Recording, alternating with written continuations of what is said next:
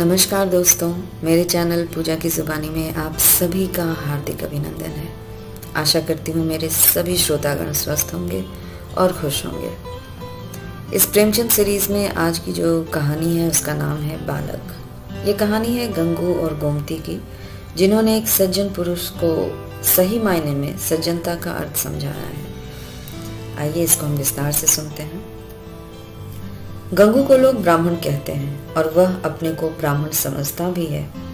मेरे सईस और खिदमतगार मुझे दूर से सलाम करते हैं। गंगू मुझे कभी सलाम नहीं करता।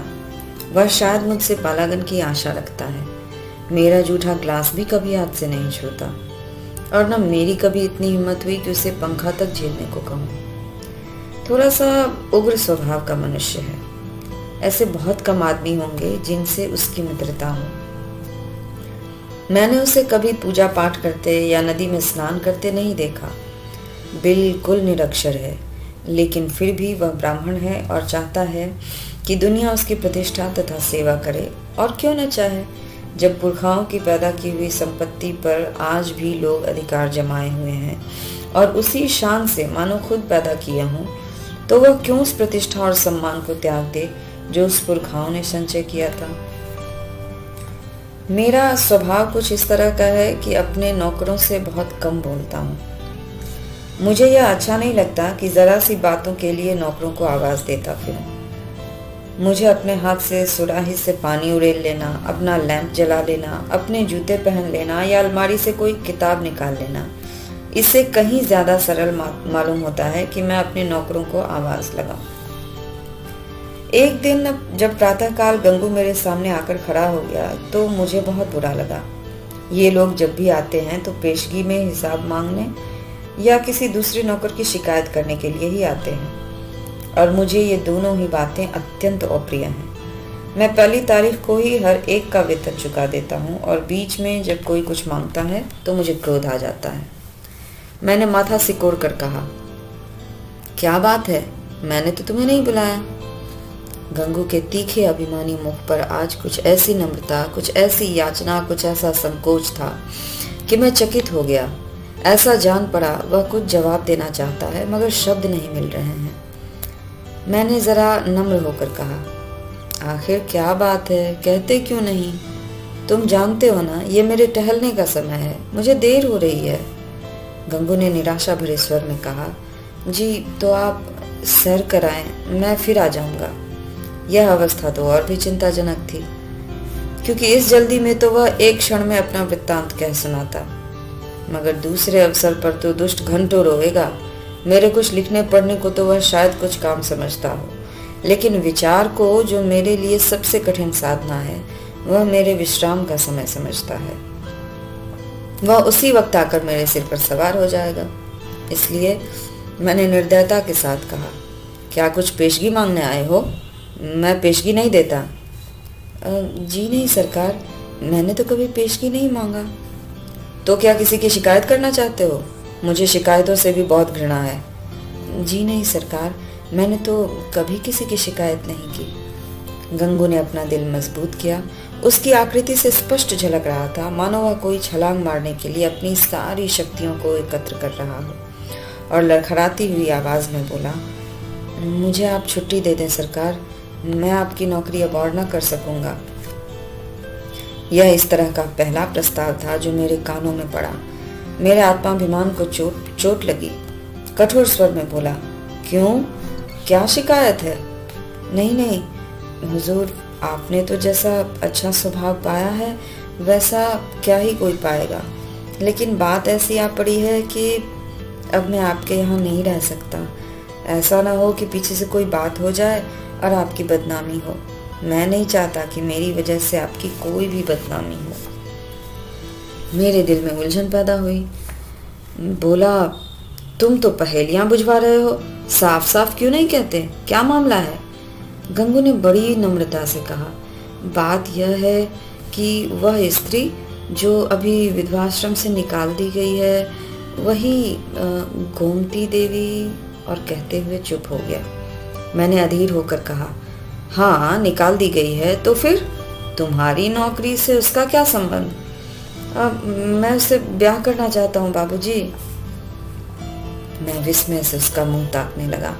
यह पुराने विचारों का पोंगा ब्राह्मण, जिसे नई सभ्यता की हवा तक न लगी, उस कुल्टा से विवाह करने जा रहा है, जिसे कोई भला आदमी अपने घर में कदम भी न रखने देगा। गोमती ने मोहल्ले के शांत वातावरण में थोड़ी सी हलचल पैदा कर दी। कई साल पहले वह विधवा आश्रम में आई थी। 3 बार आश्रम के कर्मचारियों ने उसका विवाह करा दिया था, पर हर बार महीने 15 दिन के बाद भाग आई थी। यहाँ तक कि आश्रम के मंत्री ने अब की बार उसे आश्रम से भी निकाल दिया था। तब से वह इसी मोहल्ले में एक कोठरी लेकर रहती थी और सारे मोहल्ले के शोहदों के लिए मनोरंजन का केंद्र बनी हुई थी। मुझे गंगू की सरलता पर क्रोध भी आया और दया भी। इस गधे को सारी दुनिया में कोई स्त्री न मिली थी जो इससे ब्याह करने जा रहा है। जब वह 3 बार पतियों के पास से भाग आई तो इसके पास कितने दिन रहेगी? कोई गांठ का पूरा आदमी होता तो एक बात थी, शायद साल 6 महीने टिक जाती। यह तो निपट आंख का अंधा है, 1 सप्ताह भी तो निभाना होगा। मैंने चेतावनी के भाव से पूछा, तुम्हें इस स्त्री की जीवन कथा तो मालूम है? गंगू ने आंख खोदे की बात की तरह कहा। सब झूठ है सरकार, लोगों ने हक नाहक उसको बदनाम कर दिया है। क्या कहते हो? वह 3 बार अपने पतियों के पास से नहीं भाग आई? उन लोगों ने उसे निकाल दिया तो क्या करती बाबूजी? कैसे बुद्धू आदमी हो, कोई इतनी दूर से आकर विवाह करके ले जाता है, हजारों रुपए खर्च करता है इसलिए कि औरत को निकाल दे। गंगू ने भावुकता से कहा, जहाँ प्रेम नहीं है हुजूर, वहाँ कोई स्त्री नहीं रह सकती। स्त्री केवल रोटी कपड़ा ही नहीं चाहती, कुछ प्रेम भी तो चाहती है। वे लोग समझते होंगे कि हमने एक विधवा से विवाह करके उसके ऊपर कोई बहुत बड़ा एहसान किया है, लेकिन दूसरे को अपना बनाने के लिए पहले आप उसका बनना पड़ता है, यह बात है। और फिर उसे एक बीमारी भी है, उसे कोई भूत लगा हुआ है, कभी कभी बेहोश भी हो जाती है बाबूजी। और तुम ऐसी स्त्री से विवाह करोगे? मैंने संदिग्ध भाव से सिर हिलाकर फिर कहा, समझ लो जीवन कड़वा हो जाएगा। गंगू ने शहीदों की तरह कहा, मैं तो समझता हूँ मेरी जिंदगी बन जाएगी बाबूजी, आगे भगवान की मर्जी। मैंने जोर देकर पूछा, तो तुमने तय कर लिया है? हाँ हाँ हुजूर। ठीक है, तो मैं तुम्हारा इस्तीफा मंजूर करता हूँ। मैं निरर्थक रूढ़ियों और व्यर्थ के बंधनों का दास नहीं हूँ, लेकिन जो आदमी एक दुष्टा से विवाह करे उसे अपने यहाँ रखना वास्तव में जटिल समस्या थी, क्योंकि आए दिन टंटे बखेड़े होंगे, नई नई उलझनें पैदा होंगी। कभी पुलिस दौड़ लेकर आएगी, कभी मुकदमे खड़े होंगे। खैर 5 महीने गुजर गए। गंगू ने गोमती से विवाह कर लिया था और उसी मोहल्ले में एक खपरेल का मकान लेकर रहता था। अब चाट का खोंचा लगाकर गुजर बसर करता था। मुझे जब कभी बाजार में मिलता तो मैं उसका क्षेम कुशल पूछता। मुझे इसके जीवन से विशेष अनुराग हो गया था। यह एक सामाजिक प्रश्न की परीक्षा थी, सामाजिक ही नहीं मनोवैज्ञानिक भी। मैं देखना चाहता था इसका परिणाम क्या होता है। मैं गंगू को सदैव प्रसन्न मुख देखता। रुपए 20 आने की रोज बिक्री हो जाती, इसमें लागत निकालकर 8-10 आने बच जाते थे। यही उसकी जीविका थी। उसके मुख पर आत्मविकास और आनंद की झलक थी, जो चित्त की शांति से ही आ सकती थी। एक दिन मैंने सुना कि गोमती गंगू के घर से भाग गई है। कह नहीं सकता क्यों, मुझे इस खबर से एक विचित्र आनंद हुआ। मुझे गंगू के संतुष्ट और सुखी जीवन पर एक प्रकार की ईर्ष्या होती रहती थी। इस खबर ने इस ईर्ष्या को शांति की। अब आंखें खुलेंगी और मालूम होगा कि लोग जो उन्हें इस विवाह से रोक रहे थे उनके कैसे शुभचिंतक थे। लोगों ने कितना कहा कि यह स्त्री विश्वास के योग्य नहीं है, कितनों को दगा दे चुकी है, तुम्हारे साथ भी दगा करेगी, लेकिन इन कानों पर जूं तक न रहेंगी। उस दिन संयोगवश गंगू से बाजार में भेंट हो गई। घबराया हुआ था, बदहवास था, बिल्कुल खोया हुआ। मुझे देखते ही उसकी आंखों में आंसू भर आए। लज्जा से नहीं, व्यथा से। मेरे पास आकर बोला, बाबूजी, गोमती ने मेरे साथ विश्वासघात किया। मैंने कुटिल आनंद से लेकिन कृत्रिम सहानुभूति दिखाकर कहा, तुमसे तो मैंने पहले ही कहा था लेकिन तुम माने ही नहीं। अब सब्र करो, इसके सिवा और क्या उपाय है? रुपए पैसे ले गई या कुछ छोड़ भी गई? गंगू ने छाती पर हाथ रखकर ऐसे कहा मानो मेरे इस प्रश्न ने उसके हृदय को विदीर्ण कर दिया। अरे बाबूजी, ऐसा ना कहिए, उसने धेले की भी चीज नहीं छुई। अपना जो कुछ था वह भी छोड़ गई। न जाने मुझ में क्या बुराई देखी। मैं उसके योग्य न था या क्या कहूँ। वह पढ़ी लिखी थी और मैं अनपढ़। मेरे साथ इतने दिन रही, यही बहुत है बाबूजी। कुछ दिन और उसके साथ रह जाता तो मैं आदमी बन जाता। उसका आपसे कहाँ तक बखान करूं हुजूर। औरों के लिए चाहे वो कुछ भी रही हो, मेरे लिए किसी देवी का आशीर्वाद थी। न जाने मुझसे ऐसी क्या खता हो गई, मगर कसम ले लीजिए जो उसके मुख पर मैल तक आया हो। मेरी औकात ही क्या है बाबूजी, 10-12 आने का मजूर हूँ। पर इसी में उसके हाथों इतनी बरकत थी कि कभी कमी नहीं हुई। मुझे इन शब्दों से घोर निराशा हुई। मैंने समझा था वह उसकी बेवफाई की कथा कहेगा और मैं उसकी अंधभक्ति पर कुछ सहानुभूति प्रकट करूंगा, मगर उस मूर्ख की आंखें अब तक नहीं खुली। अब भी उसी का मंत्र पढ़ रहा है। अवश्य ही उसका चित्त कुछ अव्यवस्थित है। मैंने कुटिल परिहास आरंभ किया। तो तुम्हारे घर से कुछ नहीं ले गई? कुछ भी नहीं बाबूजी, धेले की भी चीज नहीं। और तुमसे प्रेम भी बहुत करती थी। अब आपसे क्या कहूँ बाबूजी, वह प्रेम तो मुझे मरते दम तक याद रहेगा। फिर भी तुम्हें छोड़कर चली गई, यही तो आश्चर्य है बाबूजी। अरे त्रिया चरित्र का नाम कभी सुना है? अरे बाबूजी, ऐसा ना कहिए। मेरी गर्दन पर कोई छुरी रख दे तो भी मैं उसका यश ही गाऊंगा। ठीक है, तो फिर ढूंढ निकालो। जी मालिक, जब तक उसे ढूंढ न लाऊंगा मुझे चैन न आएगा। मुझे इतना मालूम हो जाए कि वह कहाँ है, फिर तो मैं उसे ले ही आऊंगा। और बाबूजी, मेरा दिल कहता है कि वह आएगी जरूर, देख लीजिएगा।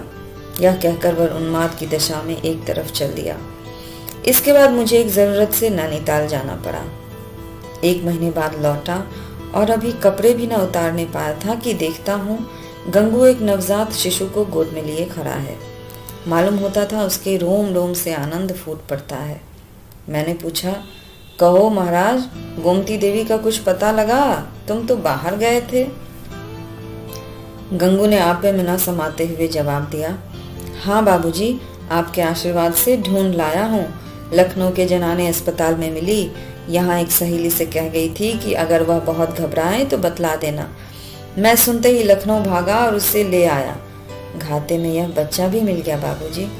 उसने बच्चे को उठाकर मेरी तरफ बढ़ाया, मानो कोई खिलाड़ी तमगा पाकर दिखा रहा हो।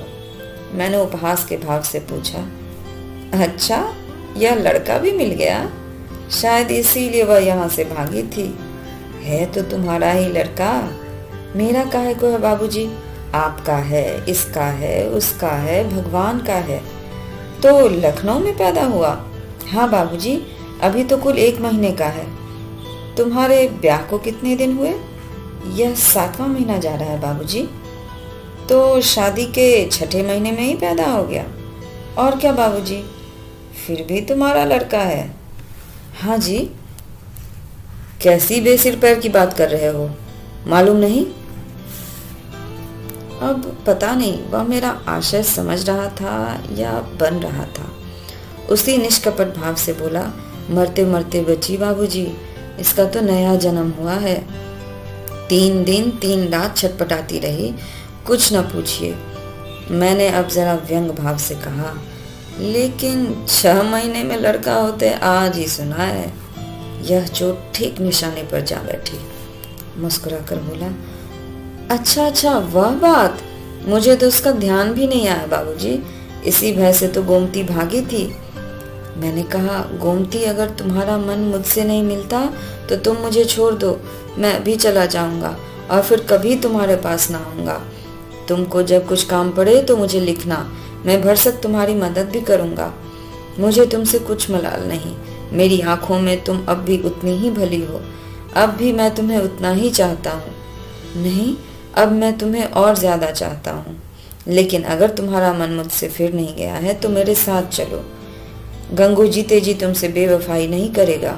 मैंने तुमसे इसलिए विवाह नहीं किया कि तुम देवी हो, बल्कि इसलिए क्योंकि मैं तुमसे प्रेम करता हूँ और सोचता था कि तुम भी मुझे चाहती हो।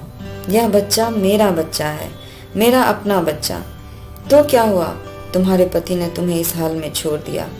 वो अभागा था, पर यह बच्चा मेरा है, भगवान का है। यह कहकर उसने जोर से ठट्ठा मारा। मैं जैसे अपने कपड़े ही उतारना भूल गया। कह नहीं सकता क्यों मेरी आंखें सजल हो गईं। न जाने वह कौन सी शक्ति थी जिसने मेरी मनोगत घृणा को दबाकर मेरे हाथों को बढ़ा दिया और मैंने उस निष्कलंक बालक को गोद में ले लिया। गंगू बोला, बाबूजी, आप बड़े सज्जन हैं। मैं गोमती से बार बार आपका बखान किया करता हूँ, कहता भी हूँ कि चल एक बार उनके दर्शन कर ले, लेकिन मारे लाज के आती ही नहीं। मैं और सज्जन? मैंने भक्ति से डूबे हुए स्वर में कहा, नहीं जी, मेरे जैसे कलुषित मनुष्य के पास वह क्या आएगी। चलो मैं ही उसके दर्शन करने चलता हूँ। तुम मुझे सज्जन समझते हो? मैं ऊपर से सज्जन हूँ पर दिल का कलुषित हूँ। असली सज्जनता तो आज तुमने मुझे सिखाई है, और यह बालक वह फूल है जिससे तुम्हारी सज्जनता की महक निकल रही है। मैंने बच्चे को छाती से लगाए हुए गंगू के साथ चलना ही उचित समझा। ये थी कहानी। दोस्तों, कई बार हम अपनी ही नज़रों में इतने बड़े बनकर बैठ जाते हैं कि हमें लगता है कि हमें किसी और से प्रूफ लेने की ज़रूरत ही नहीं है कि हम कितने अच्छे और सच्चे हैं, कितने महात्मा हैं। पर हम ये भूल जाते हैं कि हम हैं तो इंसान ही, और गलत हम भी हो सकते हैं। सिर्फ उम्र में बड़ा हो जाना इस बात का तो प्रूफ नहीं है ना कि आप बहुत समझदार हैं। कई बार जो आपसे उम्र में छोटे होते हैं वो भी आपको जीवन के अमूल्य पाठ पढ़ा सकते हैं, और इस पाठ को पढ़ने में खुद को कभी भी छोटा नहीं समझना चाहिए, है ना। आपका इस कहानी के बारे में क्या सोचना है, आप मुझे ज़रूर बताइए और अपना संपूर्ण सहयोग मुझे दीजिए। दोस्तों, दिवाली है और आप सबको दिवाली की ढेरों शुभकामनाएं। आप सब अपना ख्याल रखें, सुरक्षित रहें और हमेशा खुश रहें। अभी तक मेरे चैनल पर बने रहने के लिए आप सभी का दिल से आभार। जाने से पहले लाइक करिए, सब्सक्राइब करिए और ज़्यादा से ज़्यादा शेयर करिए। तहे दिल से शुक्रिया और हैप्पी दिवाली।